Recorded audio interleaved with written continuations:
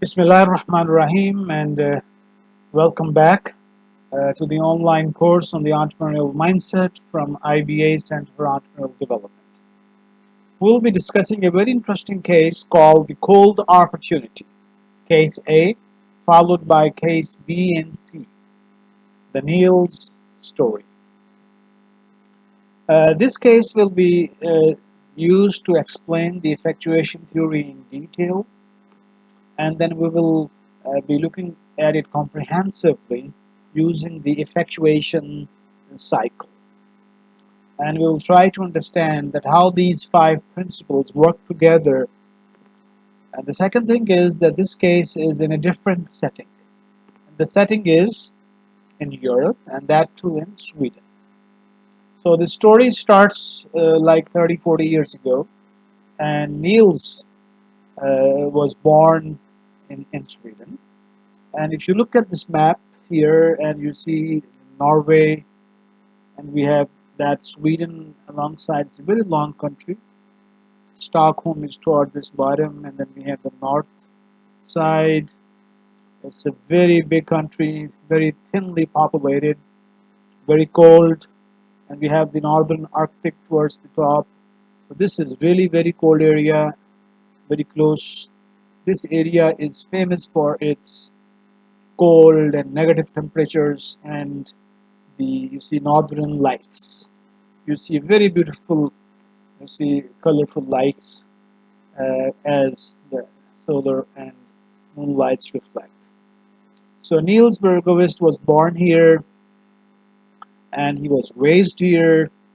And if you look at his story in detail, that as he was a young 5 to 6 year old young boy, he saw his cousin working as a captain in ships, and he is moving around and doing shipping and running and managing running ships, driving ships. So during this time, he got an exposure to do some journeys with his cousin, and he was inspired with his cousin. And while he was traveling on some boats and with his family and the cousin, he started dreaming to become a captain. So his exposure to the cold and the vastness of the oceans and the ice and cold made him uh, love skiing, developed an interest in environment, and based on that, as he grew up and he finished high school, he ended up in an environmental engineering degree, and he spent few years there. And as he completed his environmental engineering, he got a job in a mining company in the north of Sweden. So here on the northern side, and he moves there, he starts living there, and in this uh, mining company, he's engaged in mining. And as you can see, a picture in mining is he has to go deep down below the earth and digging for coal. And here you see soon he starts getting bored. So years pass, time keeps on passing, and he considers this job as a monotonous activity. And one of the reasons was that they says that all of my colleagues were waiting for the weekend so that they can go and enjoy. And they lost interest in this job because they had no identity. It was a monotonous Me Too sort of job, and their identity was only their number while they were inside. So the number was most important than the personality, and that made them, you see, lose interest. So they were looking for something what to do, and while spending time on his weekends, he discovered canoeing and river rafting. So there was a river passing by where he used to live, and he purchased a small canoe and started canoeing. And he fell in love with this thing, and he was able to enjoy as he used to canoe. And you see, in summers, this is a very beautiful scene. You go through the river, and on both sides you see green and lush green um, forests, and you enjoy the nature. You feel like close to nature. So during one of those days, as he was going to begin his canoeing, he saw a gentleman standing on the brink of the river, and that greetings led to a conversation, and that conversation led Nils to give him an invitation. Hey, sir, would you like to come on with me? So that gentleman, you see, accepted his offer, and he sat down, and both of them spent 3 4 hours canoeing in the river. And as the ride ended, the gentleman offered him a cup of coffee as a thank you note, and he went there. And while he was sipping coffee, the idea came to Niels is, hey, why not I start this as a tour activity, and it would be good to at least have somebody accompany me, and I can talk to him, and we can reflect, and we can enjoy, and I can get some coffee money. So that was a simple idea which came out of this hobby, and which led to develop into a passion. And to get some more customers, what he could do was he visited the nearby tourist bureau in Kiruna, and maybe put some notice board and try to find some customers. So on every weekend morning, he used to find some people, and that is the Torne River Canoe Tours emerge. And that hobby turns into a business, and some clients started paying him for coffee money or some basic amount, and one person asked him to pick him from his house as he comes there. So in a way, he started offering he became an independent tour guide, offering them like 30, 40 kilometers of rapids. And uh, uh, Niels, she proclaimed that I was strong and it was fun, 4 or 5 hours. I had some pocket money and coffee money, and then eventually, as things started picking up, he started of thinking of expanding and buying the bigger boats. And you see, this is the natural evolution taking place, and this is here a very interesting uh, event takes place. Serendipity, chance, lemonade principle. And he meets a journalist who had visited India, and during his visit to India, he had been touring to various places, and he went to River Ganges and had a boat tour, and he had a brochure with him and a written report in a newspaper, and he discussed with him and he shared what he saw. So, equipped with that idea, um, Niels thought of making a similar brochure, and here you go. Made some brochure. He started marketing and posting it, and then eventually he bought some bigger boats. And at that point, he's making some money. So he's making like 10, 20, 30 euro in a day. So that is like, you see, 30, 50 euro a week. That is 200 euro a month. So as he started picking up with more boats coming in, and he is finding more people who could be boat drivers, so he got some people. So eventually, the small business starts growing, and when he's making enough money, he makes a decision to resign. So once again, you see that the affordable loss principle. So you should spend as much money, time, and energy which you can afford to lose. So he thought that he's making enough money, more than what he could make in the mining job. So why don't I resign now, because I can make much more and I can expand much more. And he has very less to lose because he can always go back to mining, and he is on social security as well if there is no job.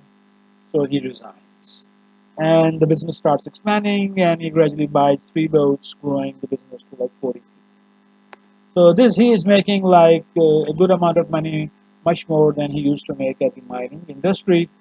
And eventually, after some time, the summers move into winters, and the winters move into very cold winters, and it is too cold, and the river freezes, and there's very less tourism, very less people, and he thinks what to do. At this point of time, he moves to a fast food sort of a place, making some burgers, and he loved food and cooking. So he did it for a while, but soon the winter were more severe, there were no tourists, no activity, and he was reflecting what to do. What to do in the next 2 3 months. It's very cold, one is 30, 40, 50, and he started looking at his bird in hand, and when he looks at it, his bird in hand is he loves cold. He loves skiing. He loves northern lights, and he is in love with ice and snow. So you can see northern lights, these beautiful colors, and these things. But soon he found that there were very less people in this part of Sweden, and he starts reflecting and thinking what to do. So many people in Europe, and they spend a considerable amount of time and their money in tourism. So he gets hold of some tourists, maybe tour operators, and finds out that it will be good for him to spend some weeks some other place. And after some deliberation, he decides to go to Alaska. Maybe that was because it was similar, which he wanted. He wanted some activity related to cold skiing and northern lights. So he found it, and eventually he took a flight, and he from the northern hemisphere, he goes from Stockholm to Anchorage. And he goes there, maybe 8-10 hours flight, crossing over Canada, and he lands there. And to his surprise, when he lands in Anchorage, he finds the Japanese tourists in flock and in a big number. And he was surprised, hey, why they're here, and how do they come here, and what makes them come here?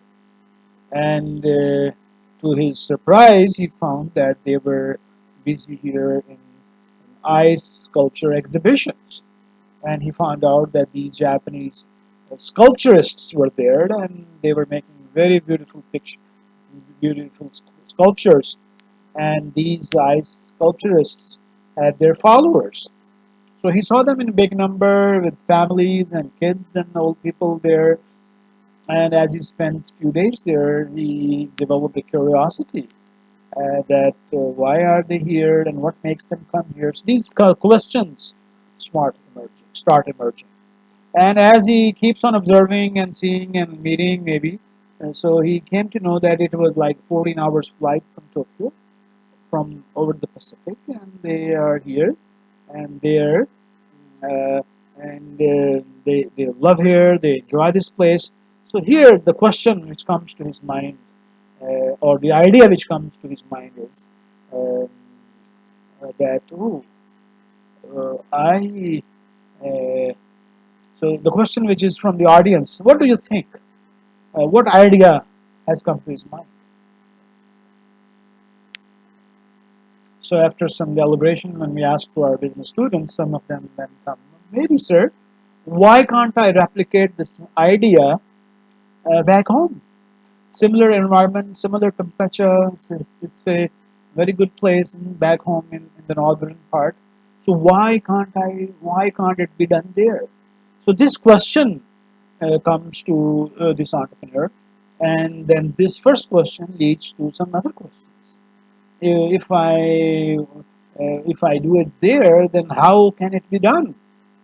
And what resources do I need, and how shall I proceed, and what sort of information do I need, which people and partners do I need? So these questions start emerging. So this is the point which we want to make clear to our participants of this course, that this is not rocket science actually. These are commonsensical questions which are coming to an entrepreneur who has not gone through a bachelor's or a master's in business administration. So this is the point to be noted, that these entrepreneurs and those people who create their own world, they are knowledgeable enough, and they are creative enough, and they are intelligent enough to raise good questions and to find answers to these questions.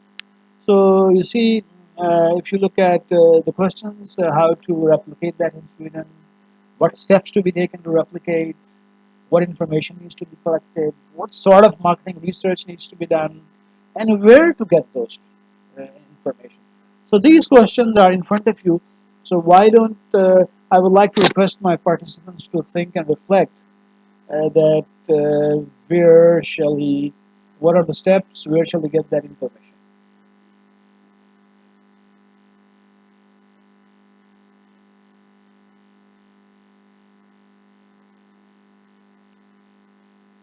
So when I ask my students to go and reflect and talk about it, so it takes a while. It's not easy for my business students to tell, and eventually, after some initial pause, Some of them start coming, hey sir, we need to make a plan, we need to make a strategy, we need to hire consultants, we need to talk with great people, the government, we need to raise money. And so these are the questions which start emerging in the beginning. But then as we invoke them and we drill them through that he's not a rich man and he is in Alaska for like 2 3 weeks. Can he do something right there? What sort of information can he collect right there?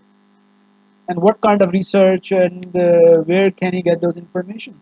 And then they said, hey, why don't he go and make some friends and ask those Japanese people? Then we asked them how to make friends, and then they're again stuck.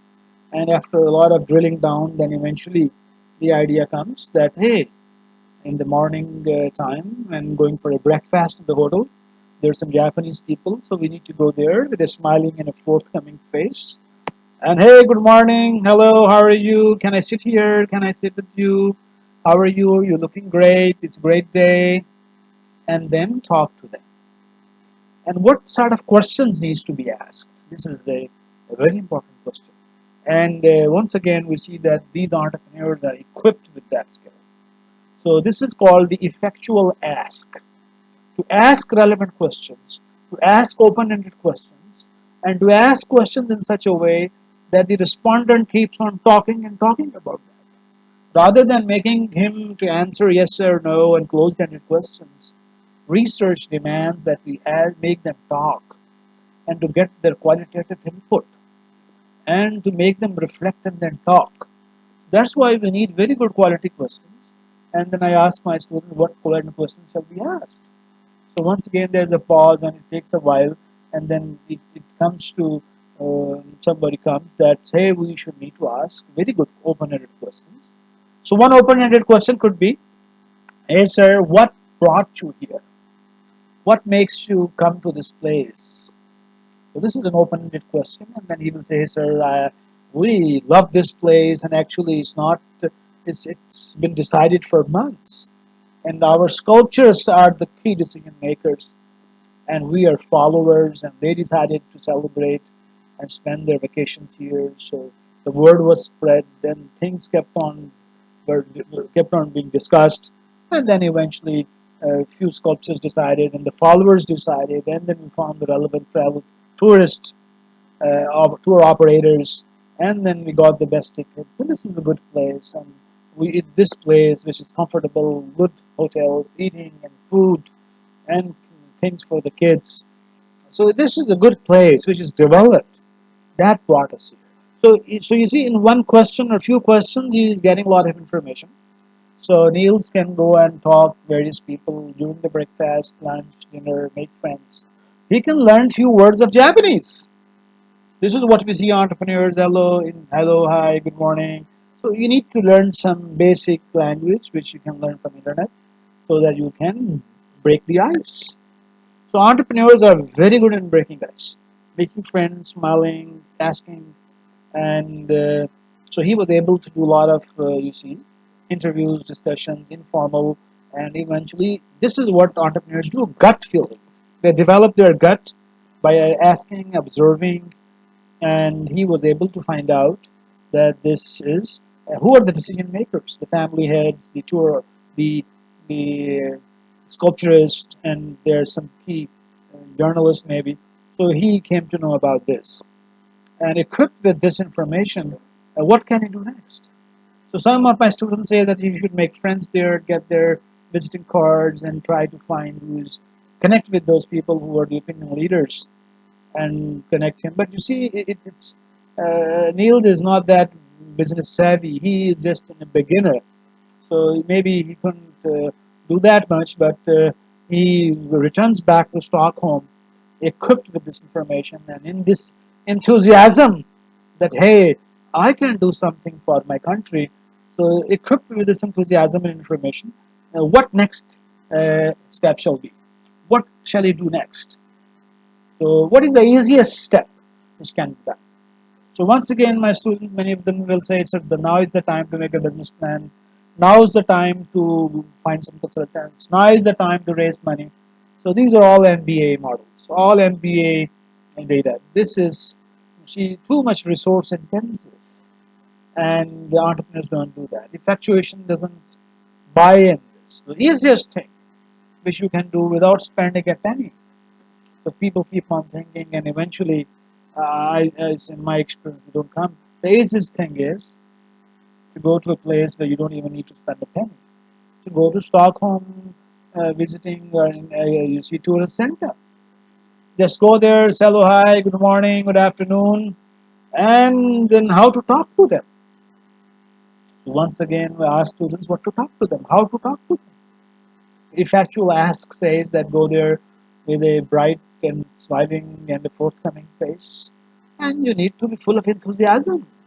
And when you go there and talk to them, you should be talking with the mindset of giving something to them, not as a beggar, as a taker, as a giver. So what can we do as a giver? So we need to understand what is the purpose and vision of Stockholm Tourist Department. So their purpose is to promote tourism. So we should talk something which makes them feel win, which really makes them win. So when a person goes there, he should say, "Hello, good morning, sir," with some enthusiasm. "Sir, I've come to meet you with a great news. And sir, the great news is that I was in Alaska and I found a great opportunity. I saw a lot of Japanese there and doing sculptures and ice sculptures and ice tourism. I think we have a much better place.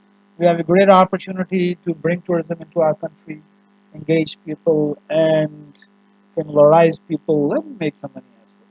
So this is that is selling pitch. It has to be full of enthusiasm, energy, giving. It's something of giving and making others win.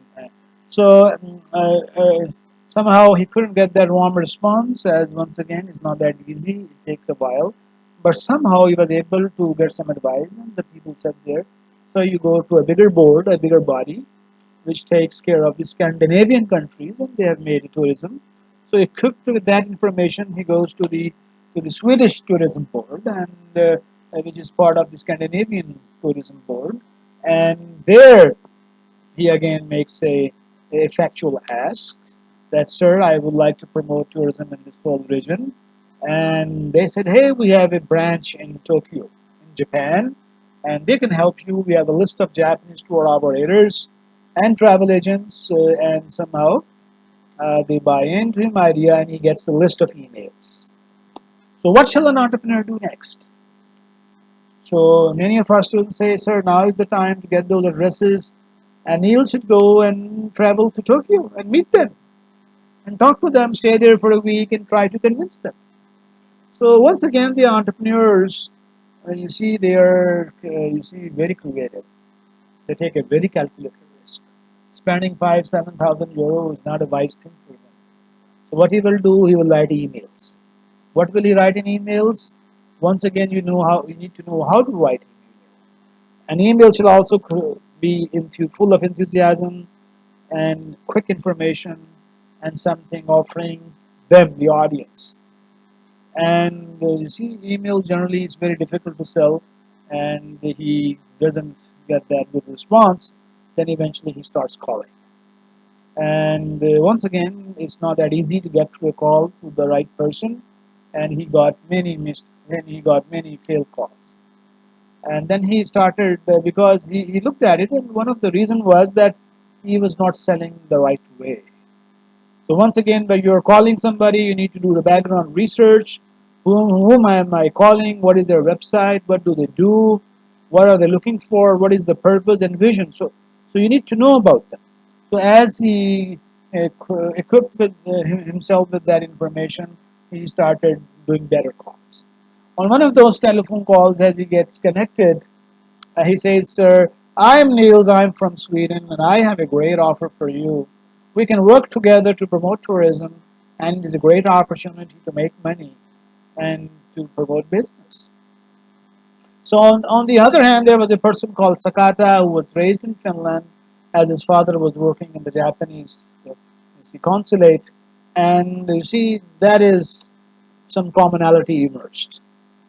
So that's why we say that entrepreneurs are always looking for some commonality. So Finland, Sweden, neighbors, some sort of commonality, similarity, maybe in accent, something like that. And Sakata said, "Hey, I spent my childhood there. Great to see you and talk to you."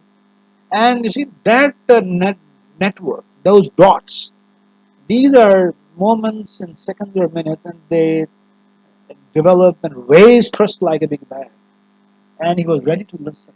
And then he made a sales pitch, and that sales pitch made sense to Sakata. And he agrees, "Hey, let me visit you. I would like to come and recall my old memories and explore what can be done together." So that's why we say that an entrepreneur, it's better for him to learn various languages.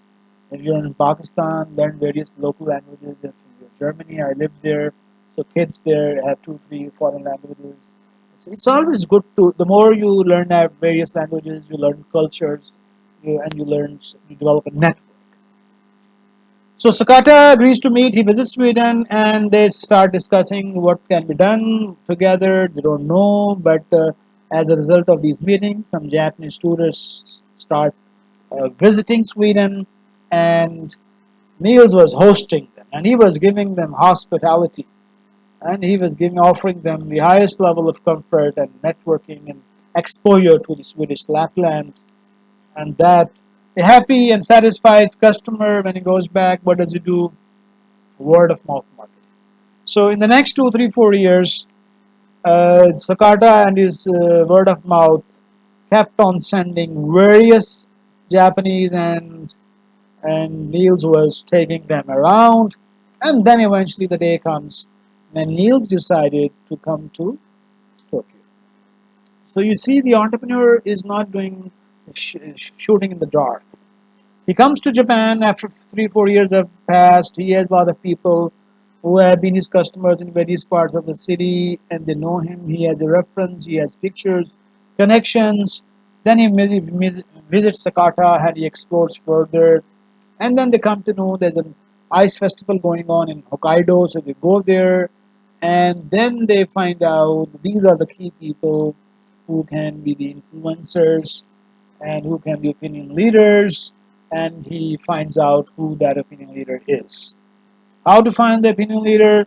He goes to the hotel where he is staying, talks to the waiters, and through their networks he approaches a lady called Miho Oki. She's a leading artist, and through that cup of coffee and that network connection, he explains his idea. He introduces himself. He shows what he has been doing together with Sakata and the people visiting Sweden and the Swedish Lapland and the pictures and the landscape. And he encourages Miyoki and tries to convince her, and she promises to talk to her colleagues, and eventually she is convinced. So that's, you see, 3, 4 years journey of effectual ask. And eventually it is November 1989, and 14 artists come to Sweden, north of Sweden. They land there, and before they arrive, Niels has done his public relations marketing to newspapers and journalists and media, and created a hype. And maybe 400 people from all over the country. They plan to come on a typical Sunday and the next Monday to celebrate and to, you see, experience the ice festival in Sweden, 1989. And so the artists came on Friday maybe, and they started working for 2 days and nights. They made beautiful sculptures and with fine-tuned, you see, um, very beautiful uh, animals and birds and various sculptures. And on that Monday, when the exhibition was to open, on the early morning, it started raining, and in front of his eyes, now like at 10, 11, he sees that these many of these sculptures, which were nicely built and were delicate, they started falling down. So here, Niels is very much disturbed because this is the day which he was foreseeing and envisioning for the past maybe 5, 6 years.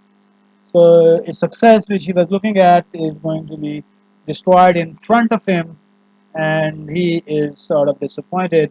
But there's a hope inside him, and what to do, what next to do, how to leverage this. So once again, then we see the lemonade principle, and let's see what happens. With the rained out ice art exposition in front of him, tourists and press pouring out of the trains, and Neil sat down to think what to do next. So two options: cancel the workshop and do it after maybe next week, or but still that's a big question. Ask the sculptors to, because the rain stopped after a few hours, to do some workshop, do a live workshop, and then maybe make some sculptures right in front of them, so in a way that could be a face saving. So with these questions in mind, the case ends, and we will be coming back to the case B and see what happens next. Thank you very much for your attention.